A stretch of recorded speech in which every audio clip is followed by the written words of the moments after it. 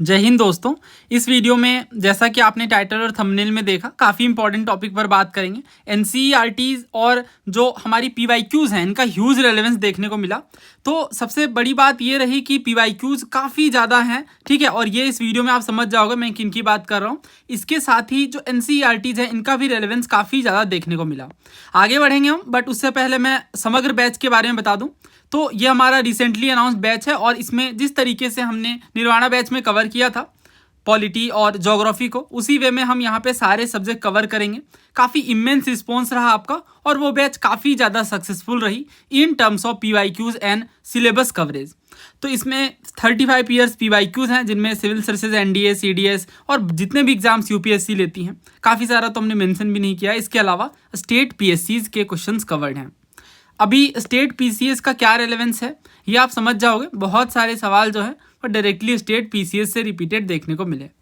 इसके अलावा एनसीईआरटीज तो हम कवर करेंगे ही डेफिनेटली, और इसके अलावा जो स्टैंडर्ड बुक्स हैं जिनसे हमें डायरेक्ट क्वेश्चन देखने को मिलते हैं एग्जाम्स में, उन्हें भी कवर करेंगे। एक एग्जाम्पल मैंने दिया है, जैसे अगर कोई भी टॉपिक है, मान लीजिए फंडामेंटल राइट है या डीपीएसपी है, तो उन पे हम 100 सवाल यूपीएससी के ही जो रहेंगे या स्टेट पीसीएस के, उन्हें कवर करेंगे। इसी तरीके से हम हर टॉपिक के साथ कवर करने वाले हैं, हर सब्जेक्ट के साथ कवर करने वाले हैं। तो ये है नंबर, यहाँ से आप कांटेक्ट कर लें। ये व्हाट्सएप नंबर है और यहाँ पे ये टेलीग्राम है कांटेक्ट के लिए। ओके, तो सबसे पहले मैं इकोनॉमिक्स के सवालों की बात करूंगा, बिकॉज हमने हिस्ट्री, पॉलिटी और ज्योग्राफी को कवर किया है। तो ये इकोनॉमिक एक्टिविटी और ये सेक्टर हैं। इसमें आपसे इकोनॉमिक एक्टिविटी दी गई और एक साइड में सेक्टर दिया गया और आपको बताना था कौन सा सही मैच है। मैं दोबारा क्वेश्चन पे आऊँगा, इसलिए मैं अभी यहाँ पे बता रहा हूँ पहले ये कि क्लास 10th एनसीईआरटी का जो चैप्टर 2 है इकोनॉमिक्स का, इनमें आप देखोगे तो इन्होंने सेक्टर्स की बात करी है कि जो इकोनॉमी है उसे हम सेक्टर्स में डिवाइड करते हैं, जिनमें 3 सेक्टर्स हैं majorly: primary sector, secondary sector और टर्सरी सेक्टर। जो प्राइमरी सेक्टर है उन्हें हम एग्रीकल्चर सेक्टर कहते हैं, जो सेकेंडरी सेक्टर है वो इंडस्ट्रियल सेक्टर कहलाता है, और जो टर्सरी सेक्टर है ये सर्विस सेक्टर है। ब्रीफ में समझ लेते हैं। देखिए, जो प्राइमरी सेक्टर है ना, उनमें क्या प्रोसेस होती है, वो एग्रीकल्चरल एक्टिविटीज़ से एसोसिएटेड होते हैं। अगर हम कोई गुड को प्रोड्यूस करते हैं जिनमें नेचुरल रिसोर्सेज को एक्सप्लॉइट किया जाता है, तो प्राइमरी सेक्टर की एक्टिविटी कहलाएगी। जैसे अगर डेयरी है तो डेयरी भी एग्रीकल्चर से एसोसिएटेड है।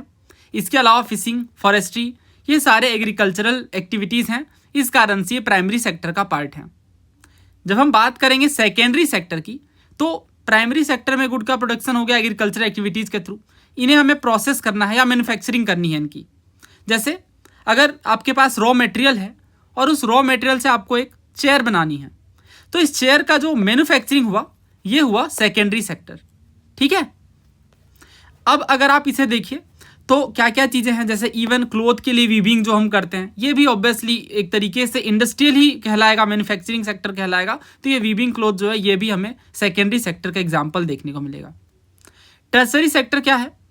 तो जो टर्सरी सेक्टर है ये प्राइमरी और सेकेंडरी से अलग है। इस मायने में अलग है कि यहाँ पे गुड्स का प्रोडक्शन नहीं हो रहा है, बट ये सपोर्ट प्रदान कर रही हैं प्रोडक्शन प्रोसेस में। जैसे अगर हमारे पास किसी गुड्स का प्रोडक्शन हुआ और हमें इसे एक जगह से दूसरे जगह लेकर जाना है, तो ये जो ट्रांसपोर्टेशन प्रोवाइड हुई, इस ट्रांसपोर्टेशन को प्रोवाइड करने का काम टर्सरी सेक्टर के द्वारा किया गया। जैसे अगर हमारे पास लेट सपोज हमने प्रोडक्शन किया किसी भी चीज़ का, फॉर एग्जांपल एप्पल्स का, तो अब हमें इसे स्टोर करने के लिए गोडाउन्स और बाकी सारी चीज़ें रिक्वायर्ड होंगी, तो ये जो स्टोरेज होगी ये भी टर्सरी सेक्टर होगा। इवन अगर हमारे घर में कोई इलेक्ट्रॉनिक चीज़ है वो ख़राब हो जाती है, तो उसे ठीक करने जो मैकेनिक आएंगे वो भी हमें सर्विसेज दे रहे हैं। गुड्स का प्रोडक्शन नहीं हो रहा है बट सर्विसेज प्रोवाइड कर रहे हैं, तो वो भी टर्सरी सेक्टर है। इवन टीचिंग भी टर्सरी सेक्टर है। स्टोरेज ऑफ एग्रीकल्चर प्रोड्यूस, साफ तौर से आप ये पढ़ सकते हो, ये वाला स्टोरेज इन द गोडाउन्स, यानी एग्रीकल्चर प्रोड्यूस को जो हम स्टोर करते हैं, तो ये कौन सा सेक्टर है? ये टर्सरी है, डायरेक्ट एनसीईआरटी में है। डेयरी फार्म की अगर हम बात करें, ये साफ तौर से आप देख सकते हो डेयरी फार्म प्राइमरी सेक्टर का एग्जाम्पल है। मिनरल एक्सप्लोरेशन, ये भी आप देखो यहाँ पे नेचुरल रिसोर्सेज यानी मिनरल रिसोर्सेज वगैरह, तो ये किनका पार्ट है? मिनरल एक्सप्लोरेशन, ये प्राइमरी का पार्ट है। क्लॉथ वीविंग क्या सेकेंडरी है? तो ये आप पढ़ सकते हो, वीव क्लॉथ सेकेंडरी। क्वेश्चन ही एनसीईआरटी से फ्रेम्ड है, तो आंसर इसका ऑप्शन बी है। पहला और तीसरा गलत है, आंसर 2 और 4 है, that means correct answer is option B. काफ़ी सारे PYQs हैं जो हमने कवर किया है ऑलरेडी। जैसे जो एग्रीकल्चर और सर्विसेज हैं ये किन सेक्टर के पार्ट हैं, तो प्राइमरी और टर्सरी, क्योंकि एग्रीकल्चर जो है वो प्राइमरी हैं और जो सर्विसेज हैं वो टर्सरी सेक्टर का पार्ट है। UPSC CAPF का ये क्वेश्चन है। और भी क्वेश्चन है, ठीक है, जैसे इसमें पूछा गया कि मॉडर्न और डेवलप्ड इकोनॉमी एक्टिविटी किनका पार्ट है, क्यूनरी का। ये सब कुछ हम पढ़ते हैं, ठीक है, ये बेसिक इकोनॉमिक्स है। इसके अलावा रूरल सेटलमेंट में कौन सी चीज़ डोमिनेट करती हैं, तो जो रूरल सेटलमेंट है इनमें एग्रीकल्चरल एक्टिविटीज़ प्राइमरी होती हैं और इस कारण से आंसर होगा primary sector, because agriculture activities primary sector का पार्ट है। सेकेंडरी सेक्टर में क्या क्या शामिल है, CDS का सवाल है, सारी UPSC के क्वेश्चन है जैसा कि आप देख सकते हो। Manufacturing, construction, gas and water supply, mining and quarrying. तो जो माइनिंग है ये प्राइमरी सेक्टर का पार्ट है और इस कारण से आंसर जो है इसका ऑप्शन C है 1, 2 एंड 3। तो ध्यान रखिएगा, चाहे हम बात कर लें मैन्युफैक्चरिंग की, कंस्ट्रक्शन की, गैस एंड वाटर सप्लाई की, सारी चीज़ें सेकेंडरी हैं और ये समझ भी आता है क्योंकि इंडस्ट्रियल एक्टिविटीज़ से जुड़ी हुई हैं। कोई अगर न्यू और एग्जिस्टिंग आइडियाज़ लाए जाते हैं, इस तरीके का क्रिएशन है, तो ये क्वीनरी एक्टिविटीज़ कहलाता है। तो अभी हमने अलग अलग तरीके के सवाल किए और हमने एक चीज़ जो ऑब्जर्व करी कि ऑलरेडी एग्रीकल्चरल एक्टिविटीज़ से UPSC ने काफ़ी सारा क्वेश्चन पूछा है। तो जो बैच रहती है हमारी उसमें हम अगर इन सवाल को भी डिस्कस कर रहे हैं तो डेफिनेटली इनसे एसोसिएटेड सारे PYQs और इनका जो बैकग्राउंड इन्फॉर्मेशन है, क्योंकि वही चीज़ सबसे ज़्यादा मैटर करेगी। जैसे ये जो क्वेश्चन था इसमें आइटम्स और कैटेगरीज के बारे में हमसे पूछा गया, farmer ploughs, computer, yarn use by weaver, petrol. Again आप देखो बेसिक NCERTs में तो प्रोडक्शन के ऑर्गेनाइजेशन की बात की गई है कि किस तरीके से प्रोडक्शन में क्या क्या चीज़ें मैटर करती हैं। तो किसी भी गुड्स को अगर आप प्रोड्यूस करना चाहते हैं तो पहली रिक्वायरमेंट है ज़मीन की, लैंड की। इसके बाद दूसरी रिक्वायरमेंट है लेबर की। अगर काम करने वाले लोग ही नहीं होंगे तो गुड्स का प्रोडक्शन कैसे होगा। जो तीसरी रिक्वायरमेंट है उसे हम फिजिकल कैपिटल का नाम देते हैं। गौर करिएगा नाम पे, ये एक तरीके की पूंजी है यानी कैपिटल है, बट फिजिकल कैपिटल है। दैट मीन्स हमें हर स्टेज, हर प्रोडक्शन के स्टेज में कोई इनपुट की ज़रूरत पड़ेगी। जैसे अगर आप लेट सपोज पैडी कल्टीवेशन करना चाहते हैं, धान की खेती करना चाहते हैं, तो सबसे पहले उनके जो बीज हैं, सीड्स हैं, राइट, जिन्हें आप बोएंगे, उसके बाद फिर उनके छोटे पौधे आएंगे, फिर उन सैपलिंग्स को लगाया जाएगा। तो ये जो प्रोसेस रहेगी जिनमें इनपुट्स रिक्वायर्ड रहेगा, तो वो भी फिजिकल कैपिटल का पार्ट है। क्या क्या चीज़ें हैं देख लेते हैं। तो सबसे पहली चीज़ जो है वो टूल्स हैं, मशीन है, बिल्डिंग है। अब ये जो चीज़ें हैं ये हमारे लिए जो प्रोडक्शन प्रोसेस है उनमें हेल्पफुल रहेंगे, बट इनका हम काफ़ी लंबे समय तक यूज़ करेंगे। फॉर एग्जाम्पल, अगर कोई किसान है और उसने हल खरीदा है, प्लो खरीदा है, तो सिंपल सी बात यह है कि 8-10 साल 15 साल तक वो यूज़ करने वाले हैं। तो ये एक लंबा प्रोसेस है, सालों तक हम यूज़ कर रहे हैं इस चीज़ को। तो इस कारण से हम इसे फिक्स्ड कैपिटल कहते हैं कि ये जो पूंजी है, ये जो हमारा कैपिटल इन्वेस्टमेंट हुआ है, ये फिक्स्ड है बिकॉज ये काफ़ी लॉन्ग पीरियड के लिए है। इवन जनरेटर, टर्बाइंस, कंप्यूटर, ये भी लंबे समय तक हम यूज़ करते हैं। अगर रॉ मटेरियल या मनी इन हैंड की बात की जाए, जैसे अगर कोई वीवर है उसके लिए यार्न यूज़ हो रहा है, बिना यार्न के वो कैसे वीविंग करेंगे, या अगर कोई पॉटर है यानी मिट्टी से बर्तन बनाता है, उसके लिए जो क्ले होगी, मिट्टी होगी, वो क्या है, एक रॉ मटेरियल है। तो ये चीज़ों की रिक्वायरमेंट बार बार है, राइट। जैसे मिट्टी उसकी ख़त्म हुई, फिर उसे मिट्टी चाहिए हर दूसरे तीसरे दिन। तो ये एक तरीके का वर्किंग कैपिटल है बिकॉज इनमें रॉ मटेरियल शामिल है। तो मैं अगेन रिपीट करूं इसे और समझा दूं आपको अच्छे से। सबसे पहली चीज़ है फिजिकल कैपिटल। फिजिकल कैपिटल में 2 पार्ट शामिल हैं। सबसे पहली जो चीज़ है फिजिकल कैपिटल के साथ वो है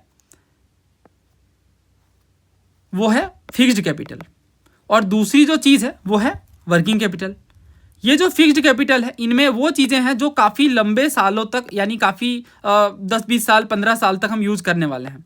और जो वर्किंग कैपिटल है, वर्किंग कैपिटल की खास बात यह है कि ये एक तरीके का रॉ मटेरियल हमें इनमें देखने को मिलेगा।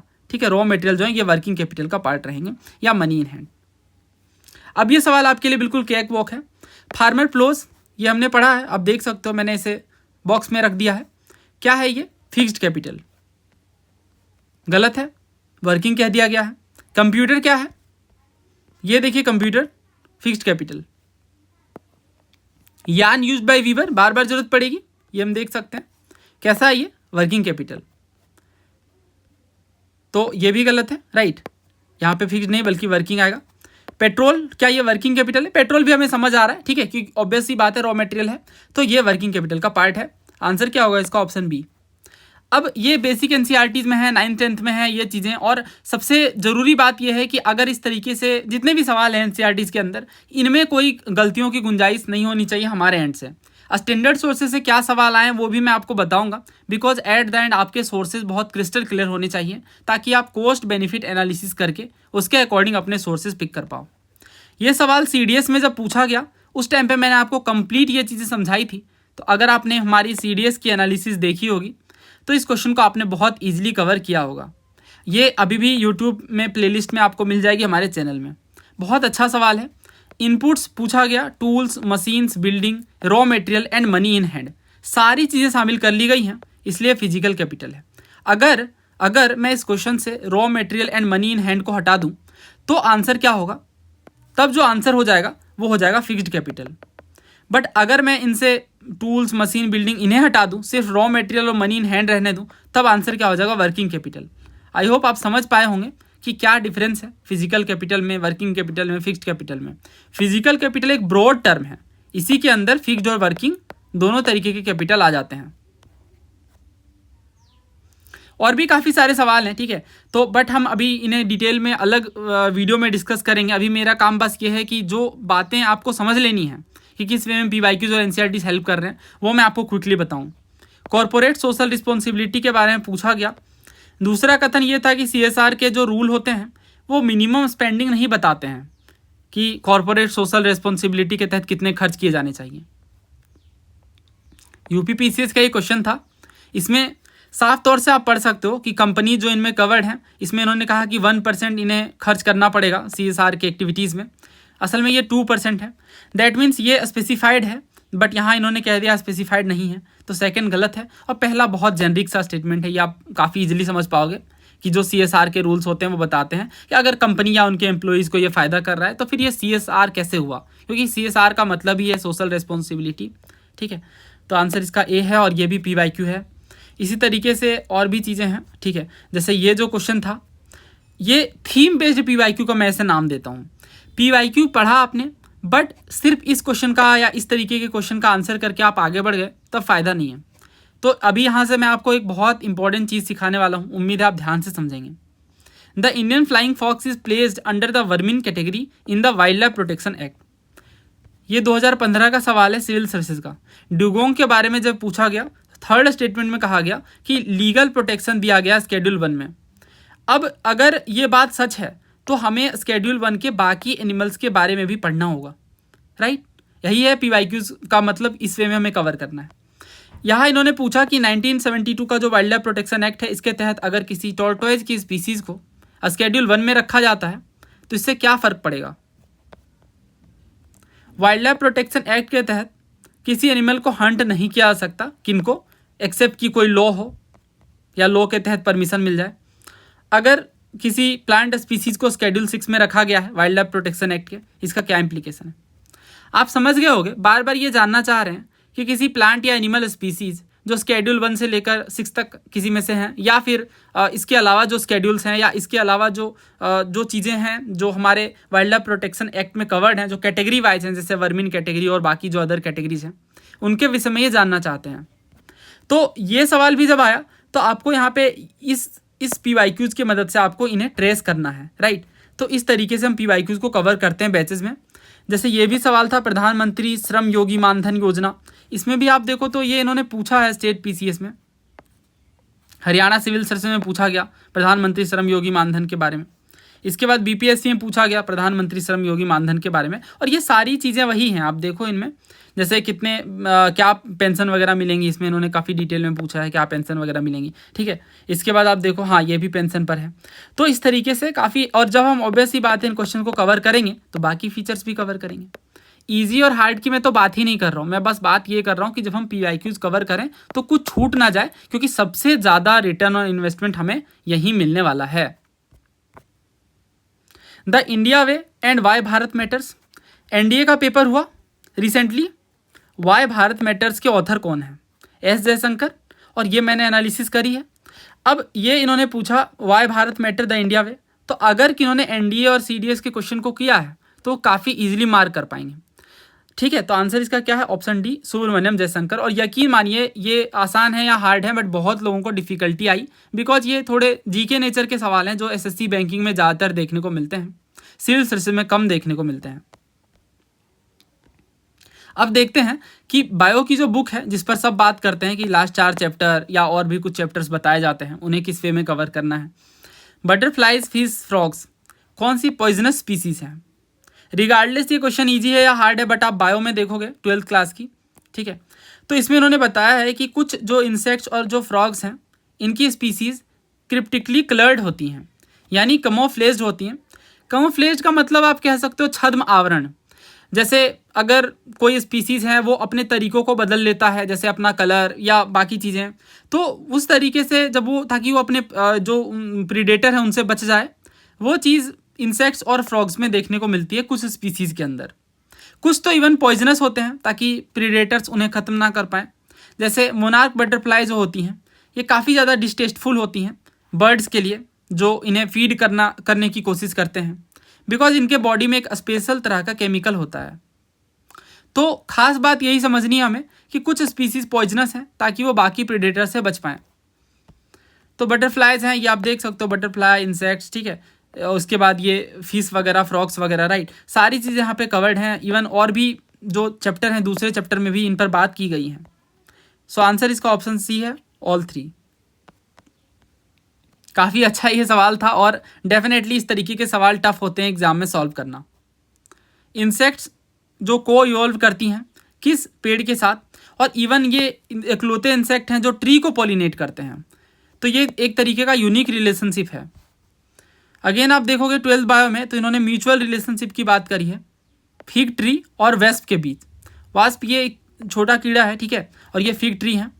इनमें जो फिग फ्लावर हैं ये वेस्प के द्वारा ही पॉलिनेट किए जा रहे हैं, और ये जो फल हैं, ये जो फिग का फ्रूट है, इन्हीं में वेस्प के एग्स देखने को मिल रहे हैं, वेस्प के एग्स देखने को मिल रहे हैं इन्हीं फ्लावर में, इन्हीं फ्रूट्स में। तो इसका जो सही आंसर है वो ऑप्शन ए है, फिग। और ये जो क्वेश्चन है, अब आप समझ लीजिए, ये जो चैप्टर है ऑर्गेनिज्म एंड पॉपुलेशन, यहाँ से ये कवर्ड है, और ये अब सिग्निफिकेंस को बता रहे हैं एनसीईआरटीज़ के। ये जो क्वेश्चन था ये भी काफ़ी टफ है, बिकॉज सिविल सर्विसेज के एस्पिरेंट्स के लिए आर्मी की रैंकिंग है, एयरफोर्स की रैंकिंग है, नेवी की रैंकिंग है। सीडीएस का जब आप सवाल देखोगे 2017 का, कैप्टन की जो रैंक होती है इंडियन नेवी में, ये किनके इक्विवेलेंट होती हैं? इंडियन आर्मी के कैप्टन के, ग्रुप कैप्टन इंडियन एयरफोर्स के, इंडियन आर्मी के लेफ्टिनेंट कर्नल के, इंडियन एयरफोर्स के विंग कमांडर के। ये तो लिस्ट मैंने यहाँ प्रोवाइड की है, बट यहाँ से आपको लर्निंग ये लेनी है कि जब इस तरीके से हम इन्हें कवर करें, या इसके अलावा ये भी सवाल था जिसमें जो विंग कमांडर की रैंक है इंडियन एयरफोर्स में, और इंडियन आर्मी के कौन से इक्विवेलेंट रैंक के इक्वल है, या इन्होंने तो इसमें पूरी असेंडिंग ऑर्डर ही पूछ ली, राइट, ये भी सीडीएस का सवाल है। तो इस तरीके से पीवाईक्यूज़ को टॉपिक वाइज कवर करने से ये फ़ायदा होता है, क्योंकि ऑब्वियस सी बात है जब हम इस पीवाईक्यू को कवर करेंगे तो हमारे मन में ये तो उत्सुकता है कि बाकी रैंकिंग क्या है। मैं ये तो नहीं कह रहा कि ये इजी है या हार्ड है, क्योंकि बिना रिवीजन के तो ऐसे सवाल आंसर करना बहुत डिफिकल्ट है, राइट। स्टिल आप देखो यहाँ पे कैप्टन है नेवी में अगर, और एयरफोर्स में ग्रुप कैप्टन है, जो ये सवाल यहाँ पे देखने को मिला, ये देखिए, ठीक है। बट यहाँ पे आर्मी वाली रैंकिंग गलत है, बिकॉज आर्मी में ये देखिए, आर्मी में ये कर्नल पोस्ट पे होते हैं, तब नेवी में कैप्टन और एयरफोर्स में ग्रुप कैप्टन होते हैं। तो ये गलत है चौथा, और जब चौथा गलत है तो हमारे 2 ऑप्शन हट जाते हैं, बस हमें पहला चेक करना है। ब्रिगेडियर, एयर कोमोडोर, कमांडर, तो ये आप पढ़ सकते हो, ठीक है, brigadier, commodore, air commander, air commodore, ठीक है। तो इस तरीके से जो सही आंसर है वो, हाँ, इसमें हमसे करेक्ट पूछा गया, एक सेकेंड मैं चेक कर लूँ, हाँ, ब्रिगेडियर है, नेवी में कोमोडोर है, ठीक है, तो ये आप देख सकते हो नेवी में कमांडर कह दिया गया है, ना कि कोमोडोर, ठीक है, तो इस कारण से पहला गलत है, और ऑब्वियसली आंसर इसका डी है। बट पोस्ट एनालिसिस काफ़ी आसान होती है, और एग्जाम पेपर में, एग्जाम कंडीशन में सॉल्व करना काफ़ी डिफिकल्ट हो जाता है। तो अब ये कुछ क्वेश्चंस रहे, ठीक है, और भी कुछ सवाल हैं, उन्हें भी मैं कवर कर लूँ क्विकली। हाँ, अब ये जो क्वेश्चंस हैं जिनमें लोकसभा के स्पीकर के बारे में पूछा गया, तो ये मैंने ऑलरेडी पॉलिटी के एनालिसिस में कवर किया है, ठीक है, और ये डायरेक्ट पीवाईक्यू है, इसका स्टेटमेंट 3 आप देख सकते हो, राइट। इसके अलावा हमने इससे एसोसिएटेड पीवाईक्यूज को कवर किया। ये ना ही पीवाईक्यू ना ही एनसीईआरटी, बिकॉज ये तो करंट अफेयर्स है। बट ज्योग्राफी के 90% क्वेश्चन, इवन उनसे भी ज़्यादा आप देखो तो डायरेक्टली एनसीईआरटी है, वाटर वेपर वाला सवाल, पीवाईक्यू भी है इवन, ठीक है।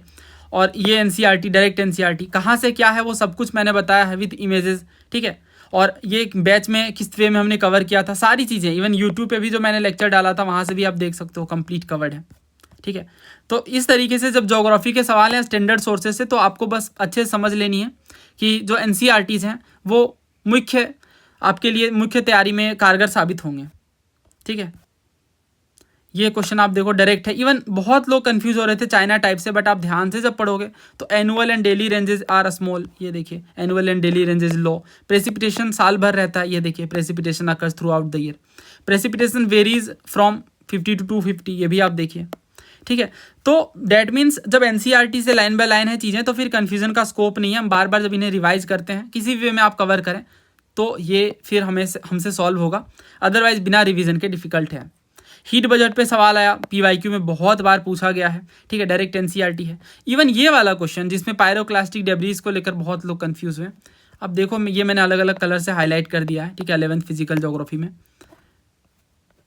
ये जो आइजोथर्मल मैप वाला क्वेश्चन था जो कि बहुत डिफिकल्ट लगा लोगों को, ये भी देखिए एनसीईआरटी से है, ठीक है। अपनी फिजिकल ज्योग्राफी, ठीक है, सारा बस मंथ इन्होंने चेंज कर दिया था।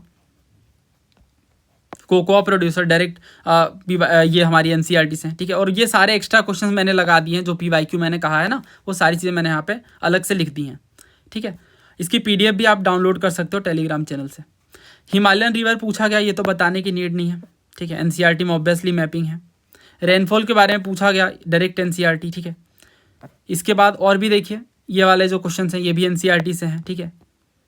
एनसीईआरटी ये 6th क्लास की एनसीईआरटी से है, वोस्जर्स आल्प्स वाला, ये आप देख सकते हो, ठीक है। हाँ ये वाला हिमालयन माउंटेन और आल्प्स जो है ये यंग है, और वोस्जर्स जो है ये ब्लॉक है, ये देखिए, ठीक है।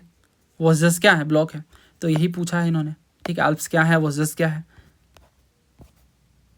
बिल वाला जो क्वेश्चन था ये भी आप देखो तो डायरेक्ट ये भी हमारा थीम बेस्ड पीवाईक्यू है, क्योंकि जब हम इस तरीके से कवर करते हैं लैब्स करती हैं यानी, वैसे ये तो हर बुक में है इंक्लूडिंग लक्ष्मीकांत, स्टिल काफ़ी इजी हो जाएगा आंसर करना पीवाईक्यू से, एक आइडिया लग जाता है, थीम पता चल जाती है एग्जैक्ट। ये तो डायरेक्ट पीवाईक्यू है, प्रोरोगेशन वाला सवाल।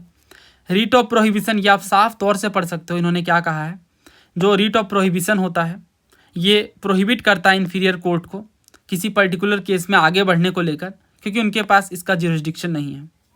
सीडीएस का क्वेश्चन था ये, और ये चीज़ आप जब यहाँ पे देखते हो कि रीट ऑफ प्रोहिबिशन जो है उनमें साफ तौर से यही कहा गया कि जो लोअर कोर्ट है ये प्रोहिबिट करती है किसी केस को प्रोसीड करने से, तो इस तरीके से है। इसके बाद ये वाला सवाल direct state PCS UP PCS का रिपीटेशन है, यही रीज़न है कि हमने स्टेट पीएससीज के क्वेश्चन को इंक्लूड किया। गवर्नर कह दिया गया जबकि यहाँ पे प्रेसिडेंट की बात है। ये सब कुछ हमने पॉलिटी में कवर किया है, पॉलिटी एनालिसिस में, इसी चैनल में आपको मिल जाएगी। यूनियन बजट वाला सवाल, इसके अलावा ये तो खैर डायरेक्ट है, ये पीवाईक्यूज हैं, आप देख सकते हो। मनी बिल वाला क्वेश्चन डायरेक्ट, ठीक है। इसके अलावा आर्टिकल 21 वाला जो पूछा डायरेक्ट पीवाईक्यू है, ठीक है, दो बार पूछा गया है, 2021 में भी 2018 में भी। डिलिमिटेशन कमीशन वाला ये आप देख सकते हो, सीडीएस का पीवाईक्यू है, ठीक है। काफ़ी सारे लैंग्वेज वाले जो क्वेश्चन थे ये तो बताने की नीड नहीं है, कितने सारे सवाल हैं, 1 2 3 4, 2 3 तो हमने पहले कवर किया, राइट। ये जो टोटल फर्टिलिटी रेट वाला क्वेश्चन था ये आप देखो, टोटल फर्टिलिटी रेट क्या है, हिमाचल प्रदेश पीएससी में पूछा गया, महाराष्ट्र पीएससी में पूछा गया। Number of children of women will likely bear in her life time, same चीज़ है। Average number of life birth a women would have by the end of her child bearing age, ठीक है। आसान हो या हार्ड हो but PYQ है direct, तो यही बात है कि हाँ। इसके अलावा और भी जैसे हिस्ट्री के जो क्वेश्चन थे उनमें कहाँ से क्या है वो सब कुछ हमने कवर किया है। ये वाला जो क्वेश्चन था जिनमें ऑल इंडिया फेडरेशन पर क्वेश्चन पूछा गया, तो ये आप देखो ना, सिविल सर्विसेज का ही क्वेश्चन है जिसमें उन्होंने पूछा कि गवर्नमेंट ऑफ इंडिया 1935 में क्या है, तो ऑल इंडिया फेडरेशन है, तभी तो आंसर डी है। और ये देखिए ऑल इंडिया फेडरेशन, ठीक है। इवन आप देखोगे राजस्थान पीसीएस का भी क्वेश्चन देखोगे तो इसमें भी इन्होंने यही पूछा कि गवर्नमेंट ऑफ इंडिया एक्ट का कौन सा फीचर है, कौन सा नहीं है पूछा था। तो ऑब्वियस सी बात है कि जो ऑल इंडिया फेडरेशन है वो बात तो है, ठीक है। रेजिडुअरी पावर जो है वो लेजिस्लेचर के पास नहीं थे, ठीक है, बल्कि रेजिडुअरी पावर जो है गवर्नर जनरल के पास थे। इस पर भी क्वेश्चन पूछा गया है सिविल सर्विस में। वैसे ये तो स्पेक्ट्रम में भी डायरेक्टली कवर्ड है।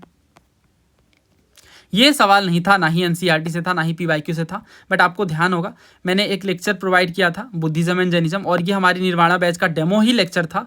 और डेमो लेक्चर में ही मैंने आपको बताया कि ये बेस्ट लेक्चर होगा और इसमें आपको बस रिवीजन करने की नीड रहेगी। और यही चीज़ यहाँ पे हमें देखने को मिली कि जो यहाँ पे मैंने आपको अलग से लिस्टिंग प्रोवाइड करी, ठीक है। और इसमें मैंने बताया कि बॉर्न कहाँ पे हुआ है, उसके बाद महापरिनिर्वाण, स्पाउस, ठीक है, चाइल्ड, पेरेंट्स, इसके बाद अदर नेम्स की मैंने आपको लिस्ट दी जिनमें शाक्य मुनि और तथागत थे। और मुझे काफ़ी खुशी हुई जब आप लोगों के मैसेज आए कि सर एग्ज़ाम से कुछ घंटे पहले ही हमने रिवाइज करा हिस्ट्री को, और यही बात हमने डायरेक्ट पढ़ी और एग्जाम में यही चीज़ यहाँ पे देखने को मिल गई। शाक्य मुनि और तथागत जो है वो इनके अदर नेम्स हैं, ठीक है, न्यायपुत्र नहीं है, अदरवाइज यहाँ पे ऑब्वियसली मैं कवर करता, ये तो महावीर जी का नाम है। तो आंसर इसका ऑप्शन बी है 2 और 3, ठीक है। ये क्वेश्चन भी ना ही एनसीईआरटी से है ना ही पीवाईक्यू से है, बट ये भी मैंने आपको पढ़ाया है, कहाँ से क्या है वो सब कुछ ये आप देख सकते हो, यूट्यूब पे भी मैंने ये कवर किया है। भटकाल को कृष्णदेव राय जी से किन्होंने कैप्चर करा, ठीक है। और ये वही बात है ना, फिर ये क्वेश्चन मैंने करवाया तो ऐसे ही नहीं रैंडमली करवाया, उसका रीज़न भी मैंने उसी वीडियो में बताया है, ये 7 महीने पहले है, ठीक है। और ये रीज़न ये था कि बहुत बार यूपीएससी ने इस पर क्वेश्चन पूछा है कि पोर्टुगीज ने कहाँ क्या कैप्चर किया, इंक्लूडिंग वो 1510 वाला जो अल्बुकर्क वाला केस है, ठीक है। तो इस कारण से ऐसे सवाल हम एक्सपेक्ट कर पाते हैं। ये डायरेक्ट एनसीईआरटी है, भारतीय जनसंघ वाला, ये कहाँ से क्या है वो सब कुछ मैंने बताया है ऑलरेडी, ठीक है।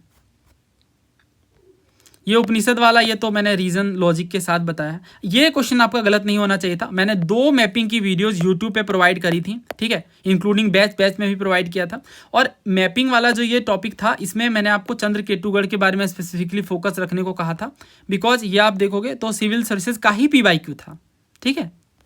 तो इस कारण से तो उड़ीसा में तो है नहीं, ये हम देख पा रहे हैं, ठीक है, ये यहाँ पे वेस्ट बंगाल में है, ठीक है। तो इस कारण से जो है ये पहला गलत है और काफ़ी इजी हो जाएगा फिर सॉल्व करना, इनाम गाँव तो पता ही है, और ये भी पीवाईक्यू है, मज़े की बात ये है, ठीक है। तो इस कारण से जो आंसर है इसका ऑप्शन बी है।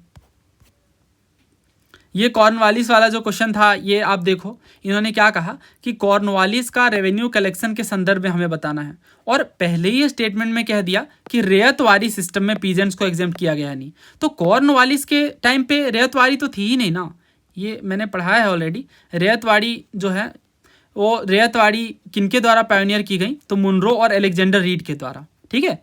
जो जमींदारी है ना वो कॉर्नवालिस के द्वारा लाई गई, ठीक है, ये देखिए जमींदारी कॉर्नवालिस के द्वारा लाई गई।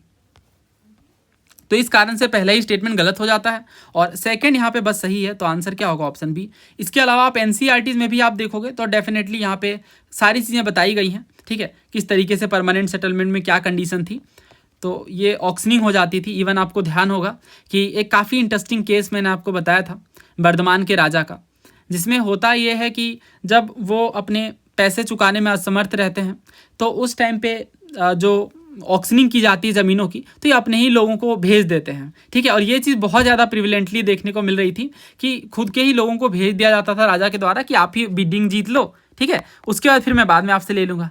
तो वही चीज़ यहाँ पे देखने को मिली थी, ठीक है, ऑक्शनिंग वाली बात। ये भी आप देखो एनबीएफसी, ये रेफरेंस पीवाईक्यूज हैं, बहुत बार पूछा गया और यहाँ से ये इजीली सॉल्वेबल है, बट अभी मैं यहाँ पे नहीं पढ़ा सकता एनबीएफसी, ये अपने आप में काफ़ी डिटेल टॉपिक है, तो हम कवर करेंगे इसे, ठीक है। इसके अलावा हमने क्वेश्चंस कवर कर लिए, आप देख सकते हो काफ़ी ह्यूज रिपीटेशन है, या आप कह लो एनसीईआरटी का इन्फ्लुएंस है। तो अब आपको समझ जाना चाहिए आपके सोर्सेज किस वे में क्या डिफाइंड होने चाहिए, ठीक है। तो एनसीईआरटी सबसे पहले कोई एक स्टैंडर्ड बुक्स आप रखें, ठीक है, इसके अलावा नहीं, एक्स्ट्रा बुक नहीं रखनी है स्टैंडर्ड बुक्स में। इसके अलावा स्टैंडर्ड बुक्स के अलावा पीवाईक्यूज ये आपके टिप्स पे होने चाहिए, और इसमें अगर आप हमारे बैच में एनरोल होगे तो ये काफ़ी ज़्यादा हेल्पफुल रहेगा, बिकॉज हमने सब कुछ टॉपिक वाइज तरीके से कवर किया है। तो उम्मीद है आपको इस वीडियो से अपनी स्ट्रैटेजी को जो सही वे में चेंज करने में मदद मिलेगी। मिलते हैं जल्द ही नए वीडियो में, धन्यवाद, जय हिंद।